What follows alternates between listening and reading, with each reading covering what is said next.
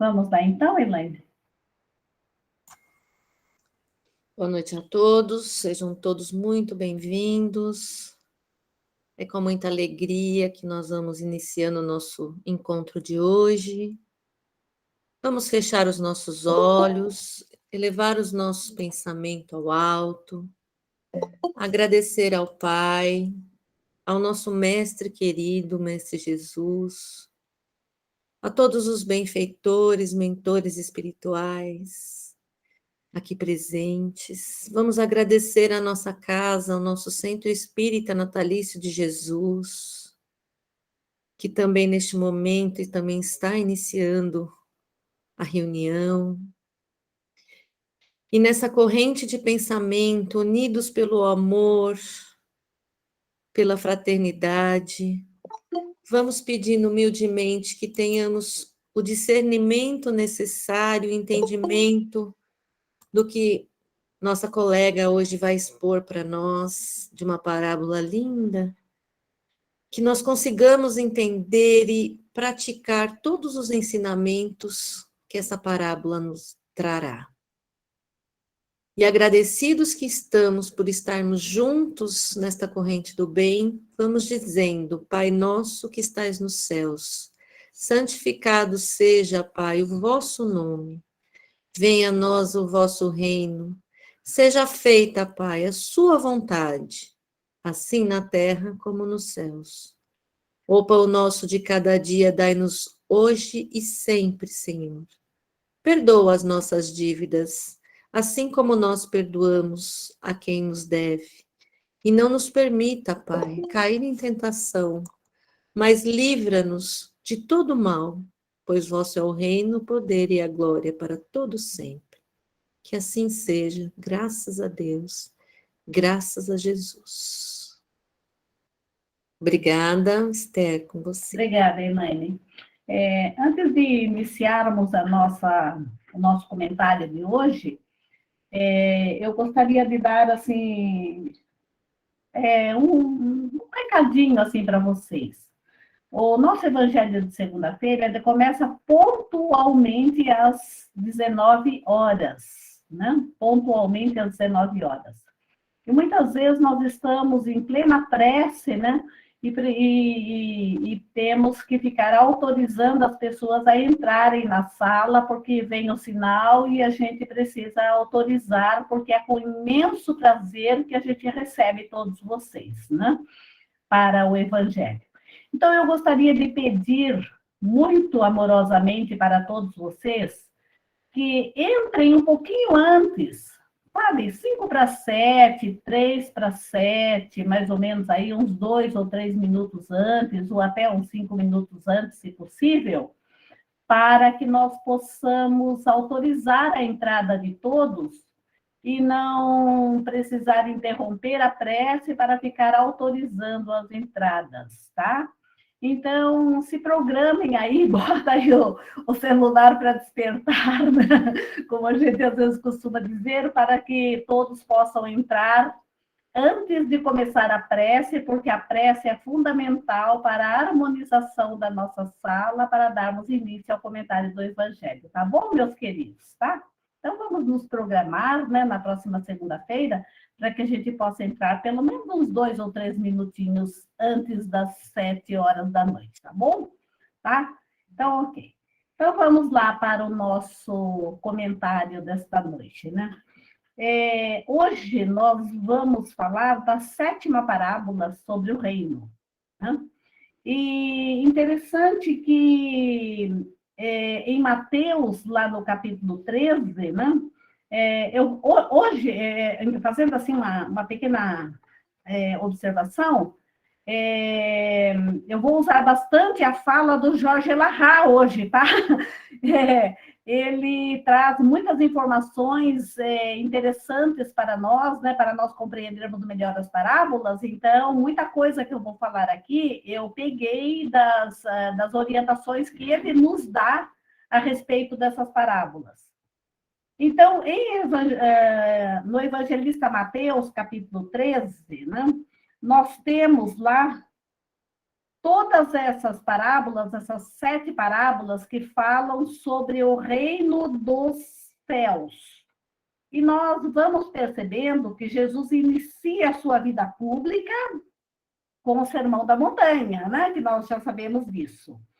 E ele começa dizendo, né? Jesus começa dizendo: bem-aventurados os pobres de espírito, porque deles é o reino dos céus. Reino dos céus. Esse reino dos céus é uma expressão que não existia no Velho Testamento. Os judeus não a conheciam, não conheciam essa expressão reino dos céus. E Jesus inicia falando desse reino dos céus. Se não era conhecido dos judeus, era preciso explicar o que era esse reino dos céus que Jesus traz para nós. Então, havia o reino da terra, eles sabiam disso, né? Havia o reino da terra, então, nesse reino da terra, tinha lá os seus poderes políticos, né? Mas como é que seria esse reino no céu? E Jesus tinha por hábito explicar estes ensinamentos usando as parábolas, era um recurso didático que Jesus utilizava. Então, nos evangelhos, nós vamos encontrar 40 parábolas. E dessas 40 parábolas, 28 delas estão no Evangelho de Lucas. Se vocês forem pegar lá o Novo Testamento, estão lá no Evangelho de Lucas, 28 das 40. Lucas propôs um evangelho, digamos assim, um evangelho mais robusto, né? Ao explicar essa estratégia que Jesus utilizou, que era essa metodologia por parábola. E então, lá em Mateus, no capítulo 13, e também em alguns outros evangelistas, né, nós vamos encontrar em sequência, né, em Mateus em sequência, essas 7 parábolas explicando o que é o reino dos céus. E dentre essas parábolas, Jesus começa falando, né, sobre a parábola do semeador, e ele termina falando sobre a parábola da rede.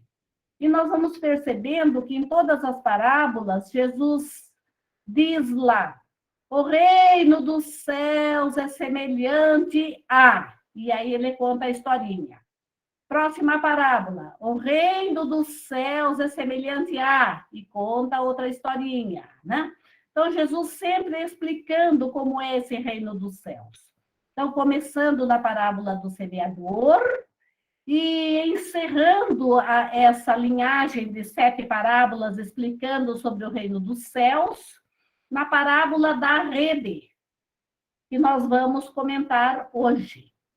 Esta parábola da rede, sétima e última parábola que explica sobre o reino dos céus, Jesus compara o reino dos céus é semelhante a uma rede de pesca, uma rede de arrastão.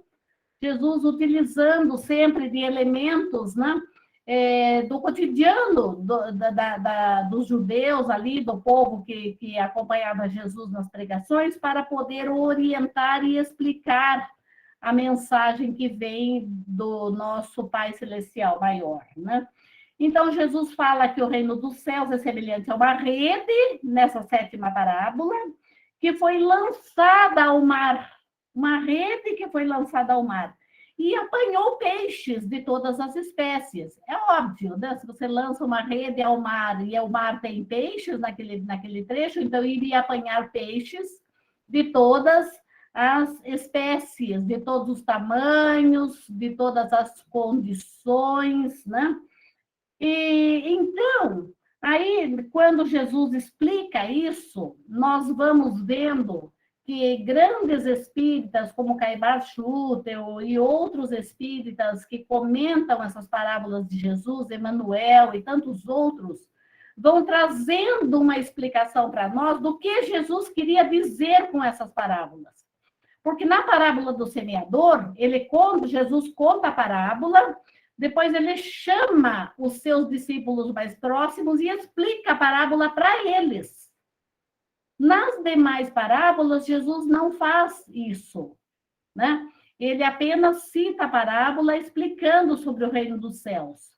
E aí o tempo vai passando, outros evangelistas vão comentando também essas parábolas, né, nos seus evangelhos, mas é com o advento da doutrina espírita que os espíritos que fazem parte, né, desta equipe do Espírito da Verdade vem trazer para nós o real significado do que é o reino dos céus, de que Jesus tanto falou para nós desde o seu primeiro momento de vida pública aqui no nosso planeta Terra.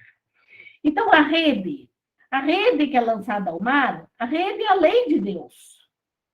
É a lei, esta lei natural, como está lá no nosso livro dos Espíritos, né? A lei natural, a lei que rege o universo todo, não só a Terra, mas todo o universo. Então, a rede é a lei de Deus, é a lei natural. E essa lei natural, ela é baseada no amor. O amor é o fundamento principal dessa lei de Deus.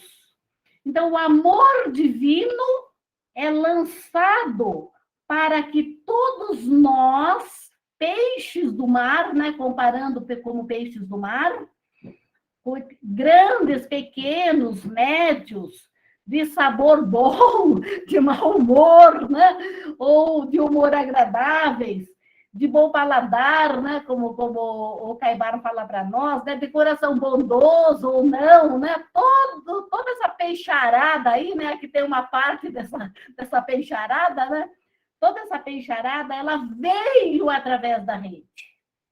Ela foi puxada do mar através da rede. E esse amor infinito de Deus vem para todos. A rede não pegou só os bons ou só os maus, ela pegou todos, porque o amor atinge a todos. Então, essa rede tira todos do mar, todos. E interessante notar que na parábola do semeador, que é a primeira parábola que Jesus contou, né, sobre o reino dos céus, Jesus coloca lá que o semeador saiu para semear. Um semeador saiu para semear. Interessante que ele fala que é um semeador. Este um semeador é Deus, nosso Pai. Deus, nosso Pai, sai a semear. E nesta semeadura, ele vai semeando na beira do caminho, no pedregulho, no espinheiro e na terra boa, que são os corações de cada um de nós, né? A semente, né, do amor vem para todos os tipos de solo. Cada um de nós é um tipo de solo. E mesmo na terra boa, os de solo bom não produz na mesma proporção. A parábola fala que uns produzem 30%, outros 60% e outros 100%, né? Então, nós vamos vendo que este semeador, quando ele sai para semear, ele semeia em todos os corações a semente do amor. Todos os corações. E agora, na parábola da rede, a rede vai trazer todos esses corações. Vai fazer o fechamento dessa semeadura. Vai trazer todos os peixes do mar. Vai trazer todos esses corações. Só que cada um é diferente do outro. Nós somos peixes de todas as espécies, mas todos nós recebemos a semente do amor. Agora, o que nós fizemos com esta semente? Agora é o momento, né, de saber o que nós fizemos com essa semente. Então, a responsabilidade da lei é nossa. Deus não castiga, Deus não premia. A responsabilidade do que estamos fazendo com estas sementes é inteiramente nossa. A função de Deus é semear. Semear sempre o amor. Quanto à produção, né, Já são os solos, que são os nossos corações. Quando a produção não é boa, Deus semeia novamente as sementes do amor, através do nosso processo reencarnatório. Agora, os pescadores puxam essa rede, diz lá na parábola, né? Puxam essa rede para fora do mar. E o que eles fazem? Começam a fazer uma seleção. Olha que interessante. Começa a fazer uma seleção dos peixes que vieram na rede. É a nossa seleção, né? A nossa seleção. Então, os peixes bons, a parábola diz que vão para cestos, né? Vão para lugares adequados. E os peixes que não são bons são devolvidos ao mar. Devolvidos ao mar. Interessante que a gente vai notar que na parábola do joio e do trigo, Jesus também fala que, nessa parábola do joio e do trigo, que o semeador semeia a boa semente, o trigo, mas o inimigo semeia o joio, que não traz alimento, né? Não traz nada para a vida futura.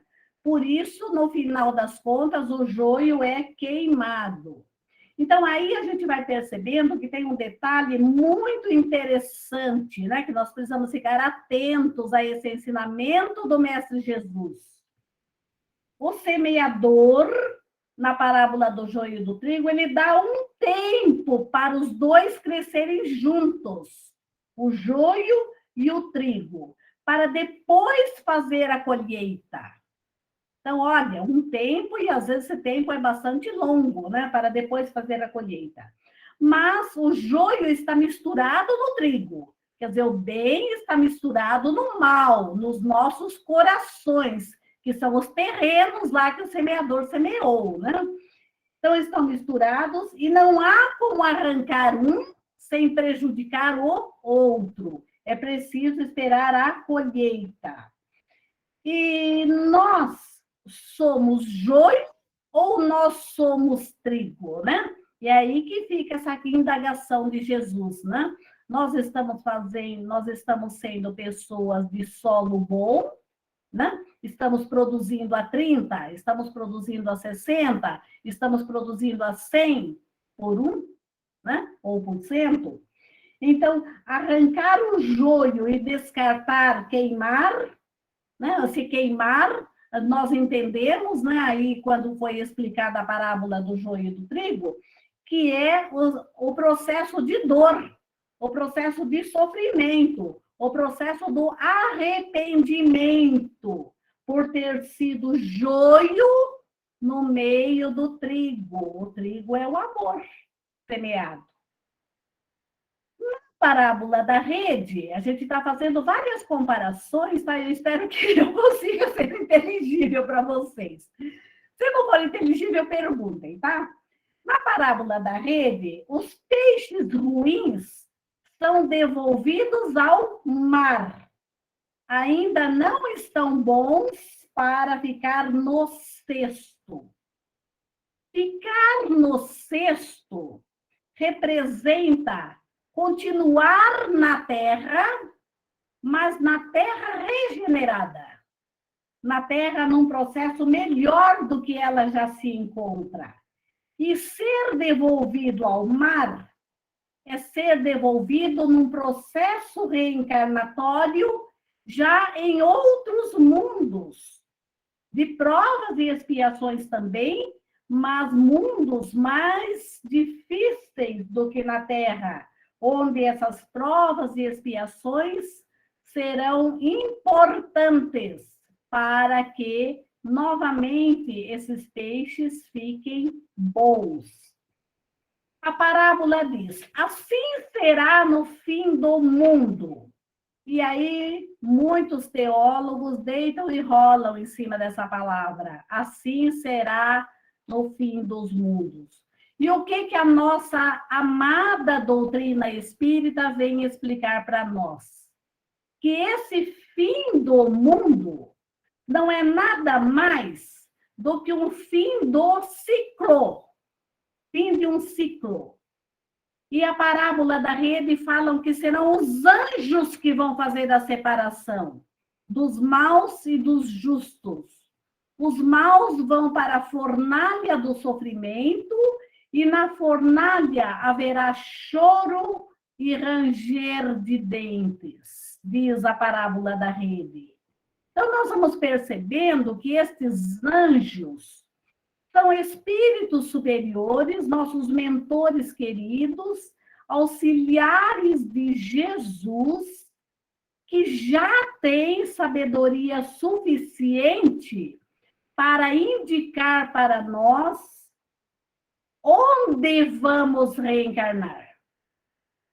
Em que mundo vamos reencarnar? Em que mundo poderão nos colocar para que nós possamos nos tornar tribos, para que nós possamos produzir a 100 por 1.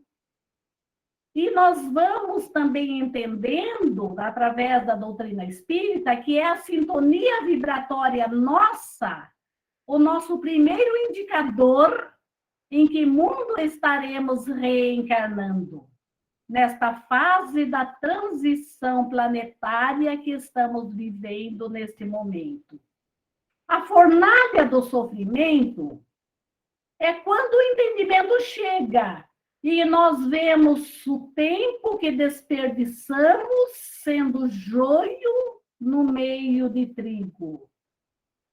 E esta fé ausente nos nossos corações, muitas vezes, onde nós temos muita reclamação e pouco agradecimento a Deus, é onde a verdadeira afeição, o amor, a verdade que ficou obscurecida nas nossas almas, os tempos de discórdia na família, na intolerância, na sociedade, os momentos de ódios, de intolerância, de falta de perdão que nós tivemos, tudo isso vai gerar sofrimento, tudo isso vai gerar dor.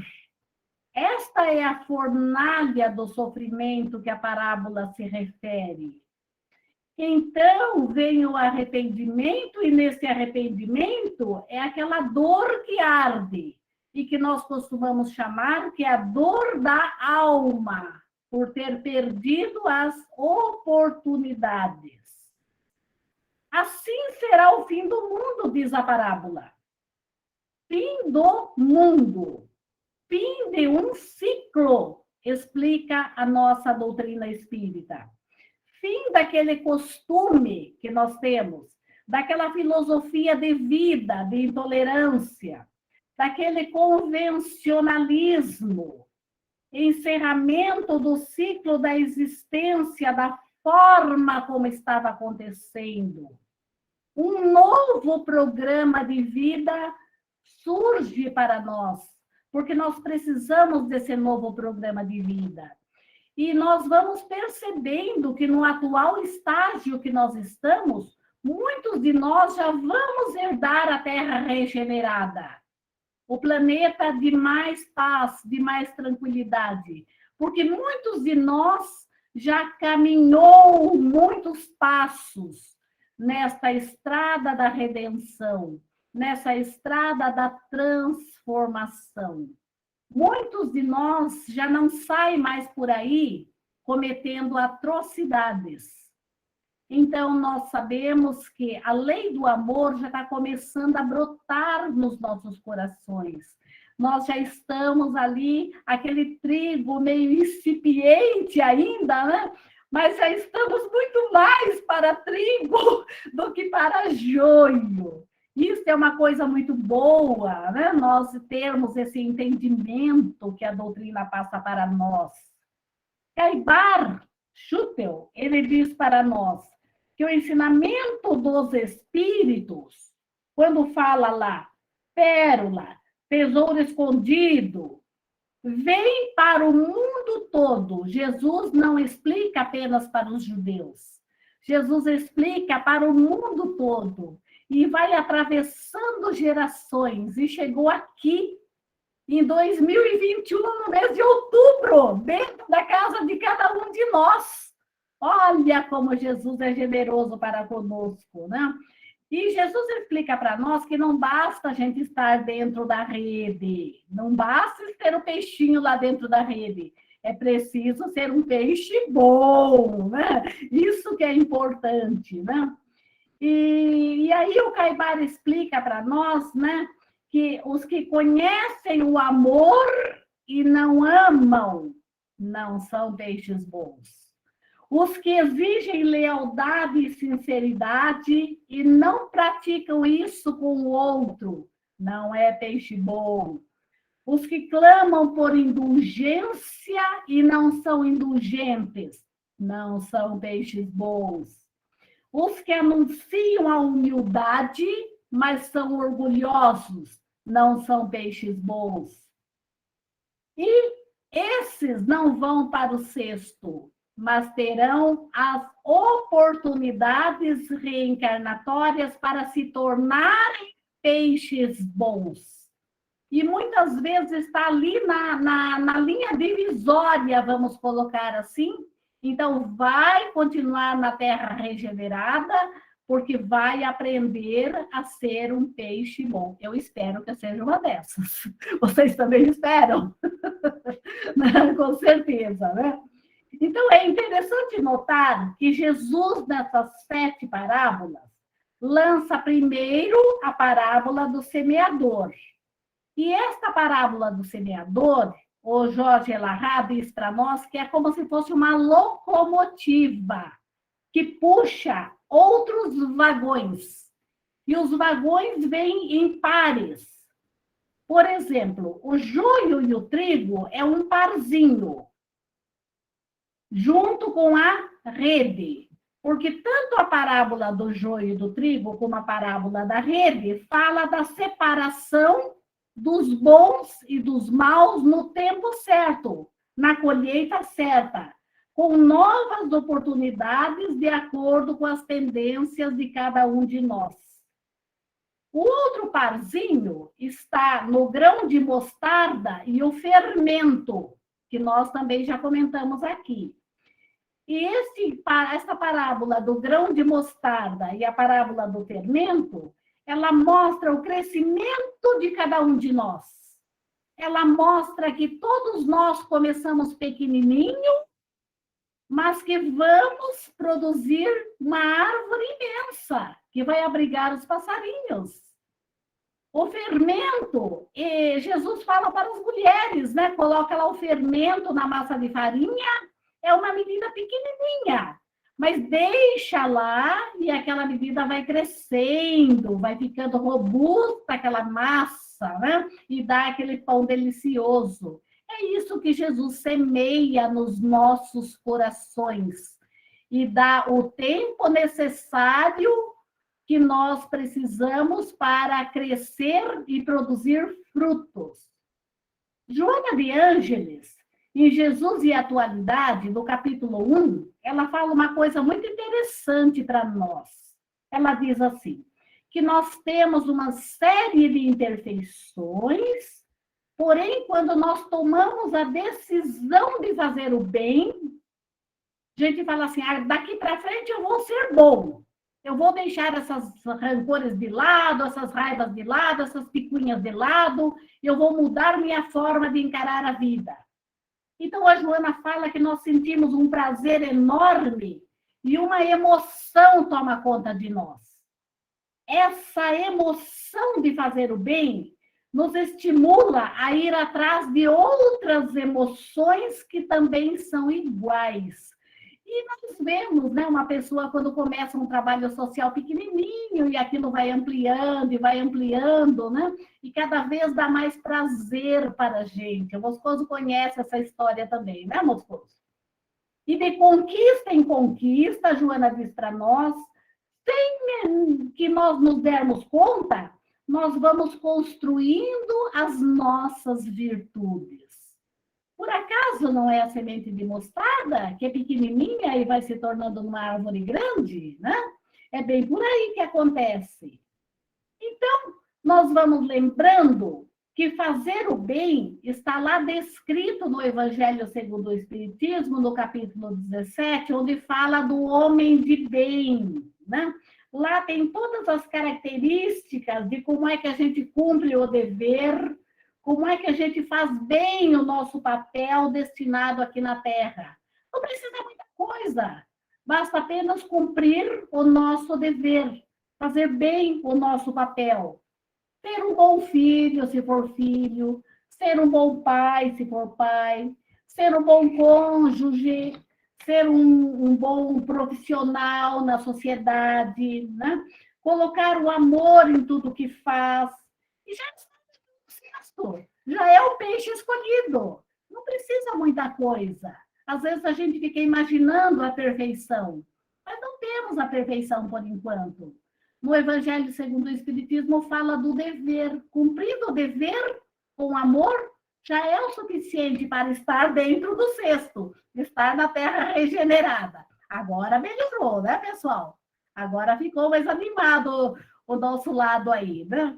Então, dentre essa locomotiva com 6 vagõezinhos, né, nós vamos vendo, né, que Jesus atinge a todos com a sua didática, porque quando ele fala da pérola e do tesouro escondido, que é o outro vagãozinho, é quando a gente descobre o nosso verdadeiro tesouro, que é imperecível, né? Que já foi comentado aqui também nas nossas parábolas. O verdadeiro tesouro imperecível, aquele que a traça não corrói, né? Então, são esses valores importantes, né? Essa pérola que está escondida, esse tesouro que está escondido. E então, essa semente que vem indistintamente, né? Quando Jesus fala da parábola do semeador, ele está falando para os agricultores. Quando Jesus fala do joio e do trigo, ele está falando mais especificamente para os camponeses. Quando ele fala do fermento, ele está falando mais especificamente para as mulheres. Quando Jesus fala da pérola, ele está falando mais especificamente para os mercadores, para os grandes comerciantes. E quando fala do tesouro escondido, está falando para os ricos que acumulam fortunas, que acumulam moedas, que acumulam joias, né? E essa rede é o momento agora. É o momento, os tempos são chegados, né? A gente costuma ouvir muito essa palavra, o fechamento do ciclo. Então, a semente e a rede, como início e fim, tudo tem a ver com a ideia de Deus. Deus semeou e agora colhe, separa.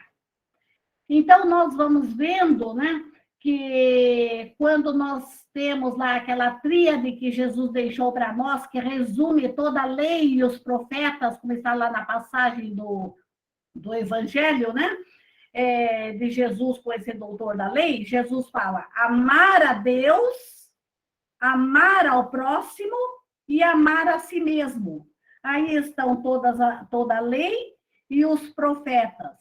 Então, nós vamos vendo que esse fio condutor que une essas parábolas, essas 7 parábolas, que começa lá no semeador e termina na rede, está descrito com muita precisão que o reino dos céus está dentro de nós. Por que o reino dos céus está dentro de nós? Porque as sementes foram colocadas dentro da terra. O fermento foi colocado dentro da massa. A pérola está dentro da ostra. Os peixes estão dentro do mar. E o tesouro escondido está dentro da terra. Então, o reino dos céus está dentro de nós. São essas sementes que estão dentro de nós. É interno. É na nossa intimidade, não é exterior, é o nosso ser, é a mensagem de Deus que está vigendo dentro do nosso ser. Onde está gravada a lei de Deus? Está lá na questão do Livro dos Espíritos, na consciência, não está lá fora, está dentro, está na consciência. Então, basta que nós consigamos começar a desenvolver tudo isso. E é de dentro para fora, não é de fora para dentro. Então, a pérola e o tesouro estão o tempo todo dentro de nós. É a mensagem do Cristo que está dentro de nós.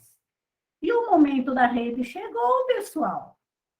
Chegou. Eu fiquei meio assustada até, sabe? Quando eu vi essa sequência aí, né? O momento da rede chegou. É o ciclo que se fecha.